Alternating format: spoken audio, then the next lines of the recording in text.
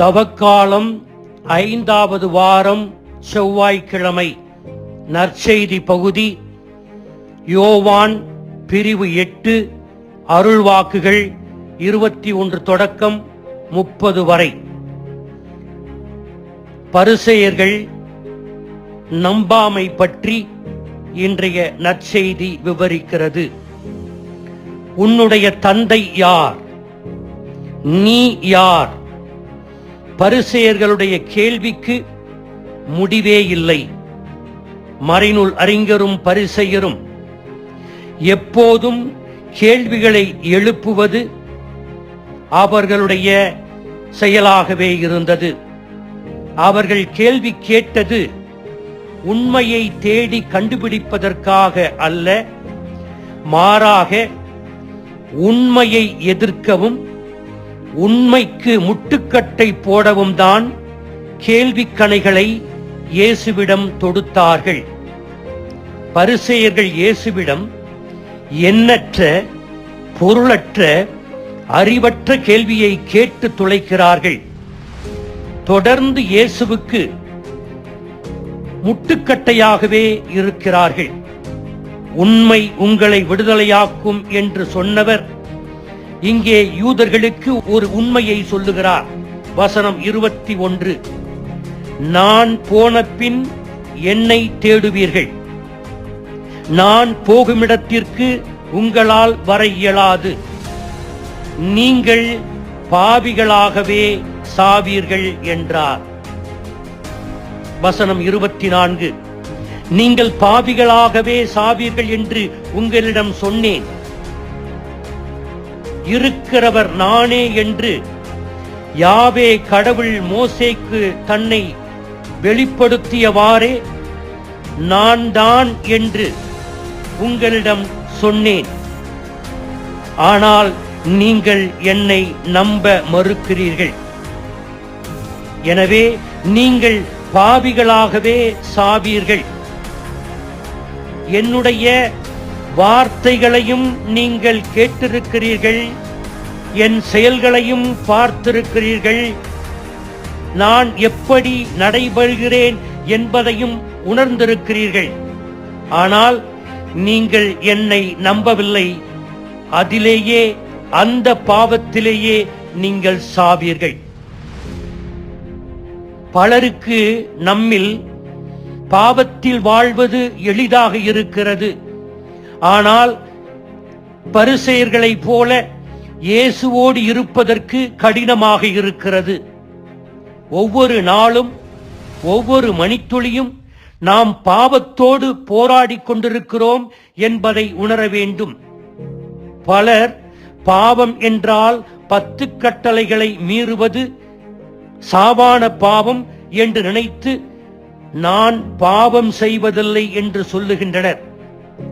அதனால்தான் இயேசு பழைய ஏற்பாட்டு கட்டளையை புதிய ஏற்பாட்டில் மலைப்பொழிவில் கூர்மைப்படுத்தி பாவத்தை விவரிக்கிறார். விபச்சாரம் செய்வது என்பது கடைசி செயல். அதற்கு முன்னால் நடைபெறுகின்ற செயல் பல பல. முதலில் ஒருவன் அந்த பெண்ணை பார்க்கிறான், அந்த பெண்ணின் மேல் கவர்ச்சி ஏற்படுகிறது.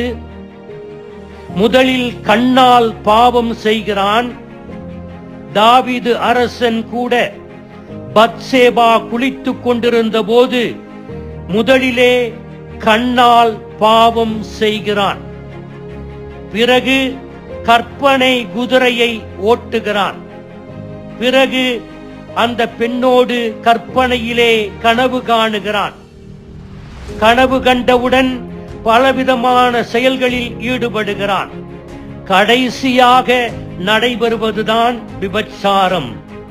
அதனால்தான் இயேசு சொல்லுகிறார், ஒரு பெண்ணை இச்சையுடன் நோக்குவன் எவனும் அவளோடு விபச்சாரம் செய்தாயிற்று என்று பாவத்தின் வேருக்கு செல்லுகிறார்.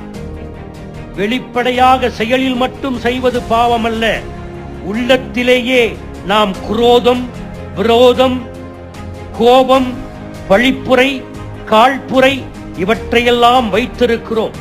இப்படிப்பட்ட பாவத்திற்கு எதிராக ஒவ்வொரு நாளும் நாம் போராடி கொண்டிருக்கிறோம். பாவத்திற்கு எதிராக போராடுகின்ற மனிதன் இந்த உலகத்தில் இல்லாமல் இல்லை. பாவம் மரணத்தை பெற்றெடுக்கிறது. பாவத்திலேயே இருப்போர் அதிலேயே மடிந்து போவர். பாவம் தன்னிடம் இல்லை என்று முட்டாள்தனமாக நாம் நம்மையே ஏமாற்றிக் கொள்ளக்கூடாது. பாவம் நம்மை கடவுளிடமிருந்து பிரிக்கிறது, அடுத்தவரிடமிருந்து அந்நியப்படுத்துகிறது. பாவத்திலிருந்து எப்படி இன்று நான் விடுதலை பெற வேண்டும் என்பதை யோசிக்க வேண்டும். அதனையே நோக்கமாக வைத்திருக்க வேண்டும்.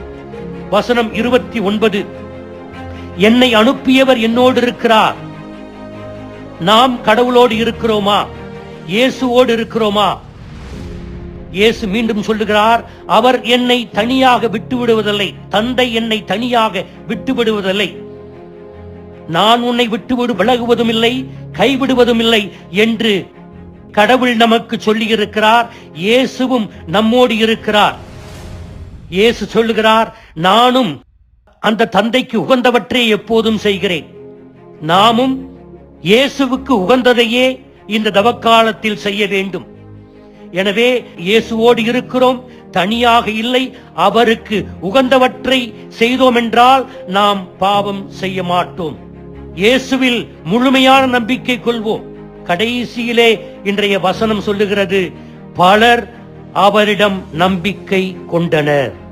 எனவே நம்பிக்கையின்மையில் வாழ்ந்த பரிசேயர்களைப் போல பாவத்தில் வாழாமல் நம்பிக்கையோடு இறைவன் பக்கம் இருந்து இறைவன் துணையோடு நாம் நம்முடைய தவக்காலத்தை பொருளுள்ள விதத்தில் செலவிடுவோம். ஆமீன்.